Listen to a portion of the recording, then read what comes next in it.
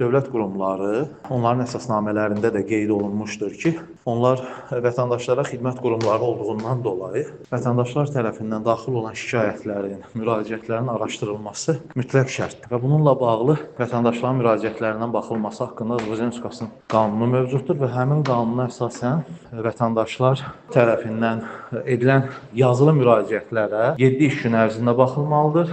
Hər hansı bir araşdırma olduqda isə 15 iş günü ərzində baxılıb, vətəndaşa əlavə araşdırma tələb olunduqda isə 30 gün müddətində baxılıb məlumat verilməlidir. Dövlət büdcəsindən qaynaq xəttlərinin işləməsi üçün, orada operatorların və ya səlahiyyətli şəxslərin cavablandırılması üçün vəsaitlər ayrılır. Həmin o dövlət qurumu da fəaliyyət göstərməsi bilavasitə vətəndaşların əmək haqqlarından tutulan vergilərlə formalaşdığı üçün mütləq şəkildə burada vətəndaşa hesabatlılıq, ictimai hesabatlılıq tələb olunur. Nəzərə almaq lazımdır ki, belə halların pozulmasına görə İnzibati Xətalar Məcəlləsində inzibati tənbih məsuliyyəti nəzərdə tutulmuşdur və vətəndaşlar istər qaynaq xətt olsun, istər yazılı müraciətləri olsun, cavab almadıqda və ya lazımınca cavablar əldə edə bilmədikdə bununla bağlı çox rahat şəkildə məhkəməyə müraciət etməklə məsələnin araşdırılmasını tələb etmək hüququna malikdirlər.